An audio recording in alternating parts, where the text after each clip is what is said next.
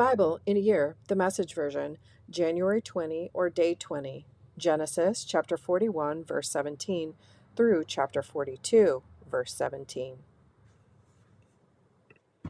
Then Pharaoh said to Joseph, "In my dream I was standing on the bank of the Nile. 7 cows, shimmering with health, came up out of the river and grazed on the marsh grass. On their heels, 7 more cows, all skin and bones, came up. I've never seen uglier cows anywhere in Egypt.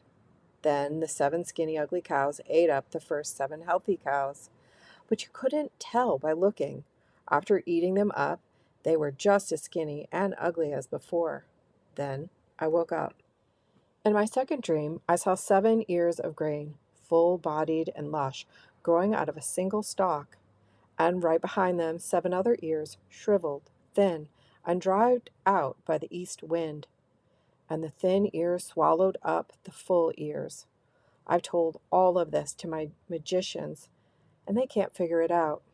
Joseph said to Pharaoh, "Pharaoh's 2 dreams both mean the same thing. God is telling Pharaoh what he is going to do. The 7 healthy cows are 7 years, and the 7 healthy ears of grain are 7 years. They're the same dream.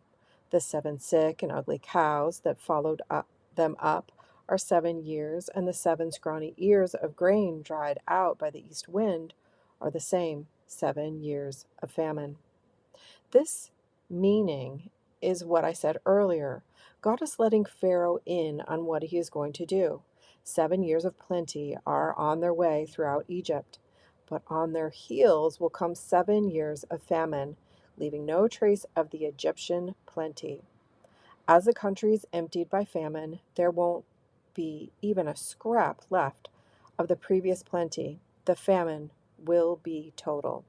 The fact that Pharaoh dreamed the same dream twice emphasizes God's determination to do this, and do it soon. So Pharaoh needed to look for a wise and experienced man and put him in charge in the country. Then Pharaoh needs to appoint managers throughout the country of Egypt to organize it during the years of plenty. Their job will be to collect all the food produced in the good years ahead and stockpile the grain under Pharaoh's authority, storing it in the towns for food. This grain will be held back to be used later during the 7 years of famine that are coming on Egypt. This way, the country won't be devastated by the famine. This seemed like a good idea to Pharaoh and his officials. Then Pharaoh said to his officials, "Isn't this the man we need? Are we going to find anyone else who has God's Spirit in him like this?" So Pharaoh said to Joseph, "You're the man for us. God has given you the inside story. No one is as qualified as you in experience and wisdom. From now on, you're in charge of my affairs. All my people will report to you. Only as king will I be over you." So Pharaoh commissioned Joseph. "I'm putting you in charge of the entire country of Egypt." Then Pharaoh removed his signet ring from his finger and slipped it on Joseph's hand. He outfitted him in robes of the best linen and put a gold chain around his neck. He put the second in command chariot at his disposal. As he rode, people shouted, "Bravo!" Joseph was in charge of the entire country of Egypt. Pharaoh told Joseph, "I am Pharaoh, but no one in Egypt will make a single move without your stamp of approval." Then Pharaoh gave Joseph an Egyptian name, Zaphenath-Paneah, God speaks, and he lives. He also gave him an Egyptian wife, Asenath, the daughter of Potiphar, the priest of On, Heliopolis. And Joseph took up his duties over the land of Egypt. Joseph was 30 years old when he went to work for Pharaoh, the king of Egypt. As soon as Joseph left Pharaoh's presence, he began his work in Egypt. During the next 7 years of plenty, the land produced bumper crops. Joseph gathered up the food of the 7 good years in Egypt and stored the food in cities. In each city he stockpiled surplus from the surrounding fields. Joseph collected so much grain, it was like the sand of the ocean. He finally quit keeping track. Joseph had 2 sons born to him before the years of famine came. Asenath, daughter of Potiphera, the priest of On, was their mother. Joseph named the firstborn Manasseh, forget, saying, God made me forget all my hardships and my parental home. He named his second son Ephraim, double prosperity, saying, God has prospered me in the land of my sorrow. Then Egypt's 7 good years came to an end, and the 7 years of famine arrived, just as Joseph had said. All countries experienced famine. Egypt was the only country that had bread. When the famine spread throughout Egypt, the people called out in distress to Pharaoh, calling for bread. He told the Egyptians, Go to Joseph, do what he tells you. As the famine got worse all over the country, Joseph opened the storehouses and sold emergency supplies to the Egyptians. The famine was very bad. Soon, the whole world was coming to buy supplies from Joseph. The famine was bad all over. When Jacob learned that there was food in Egypt, he said to his sons, Why do you sit around here and look at one another? I've heard that there is food in Egypt. Go down there and buy some so that we can survive and not starve to death. 10 of Joseph's brothers went down to Egypt to get food. Jacob didn't send Joseph's brother Benjamin with them. He was afraid that something bad might happen to him. So Israel's sons joined everyone else that was going to Egypt to buy food, for Canaan, too, was hit hard by the famine. Joseph was running the country. He was the one who gave out rations to all the people. When Joseph's brothers arrived, they treated him with honor, bowing to him. Joseph recognized them immediately, but treated them as strangers and spoke roughly to them. He said, Where do you come from? From Canaan, they said. We've come to buy food. Joseph knew who they were, but they didn't know who he was. Joseph, remembering the dreams he had dreamed of them, said, You're spies. You've come to look for our weak spots. No, master, they said. We've only come to buy food. We're all the sons of the same man. We're honest men. We'd never think of spying. He said, No, you're spies. You've come to look for our weak spots. They said, We're 12 of us, brothers, sons of the same father in the country of Canaan. The youngest is with our father, and one is no more. But Joseph said, It's just as I said, you're spies. This is how I'll test you. As Pharaoh lives, you are not going to leave this place until your younger brother comes here. Send one of you to get your brother, while the rest of you stay here in jail. We'll see if you're telling the truth or not. As Pharaoh lives, I say you're spies. Then he threw them into jail for 3 days. Matthew chapter 13, verse 24 through verse 46. He, Jesus, told another story. God's kingdom is like a farmer who planted good seeds in his field. That night, while his hired men were sleeping, his enemy sowed thistles all through the wheat and slipped away before dawn. When the first green shoots appeared and the grain began to form, the thistles showed up too. The farm hands came to the farmer and said, Master, that was clean seed you planted, wasn't it? Where did these thistles come from? he answered. Some enemy did this. The farmhands asked. Should we weed out the thistles?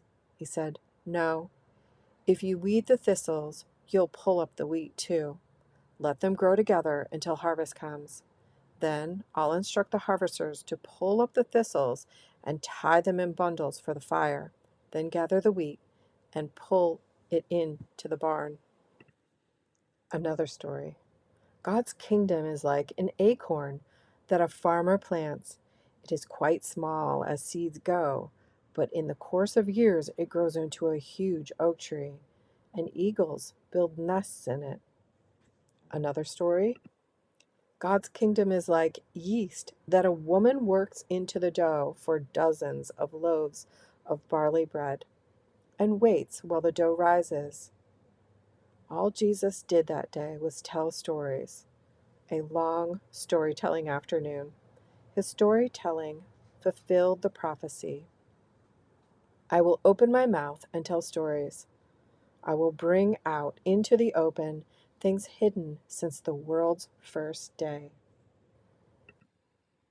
Jesus dismissed the congregation and went into the house. His disciples came in and said, Explain to us that story of the thistles in the field. So he explained, The farmer who sows the pure seed is the Son of Man. The field is the world. The pure seeds are subjects of the kingdom. The thistles are subjects of the devil, and the man who sows them is the devil. The harvest is the end of the age, the curtain of history. The harvest hands are angels. The picture of thistles pulled up and burned is a scene from the final act. The Son of Man will send his angels, weed out of the thistles from his kingdom, pitch them in the trash, and be done with them. They are going to complain to high heaven, but nobody is going to listen. At the same time, ripe, holy lives will mature and adorn the kingdom of their Father. Are you listening to this? Really listening? God's kingdom is like a treasure hidden in a field for years and then accidentally found by a trespasser. The finder is ecstatic. What a find! And proceeds to sell everything he owns to raise money and buy that field.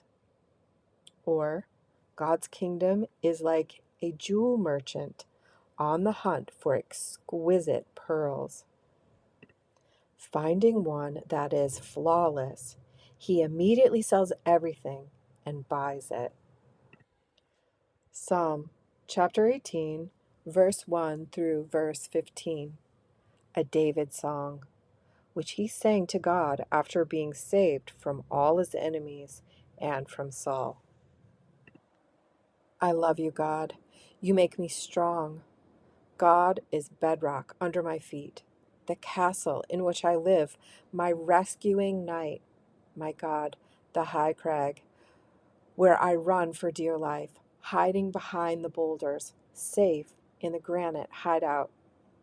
I sing to God the praise lofty and find myself safe and saved. The hangman's noose was tight at my throat. Devil waters rushed over me. Hell's ropes cinched me tight. Death traps barred every exit. A hostile word. I call to God. I cry to God to help me. From his palace, he hears my call.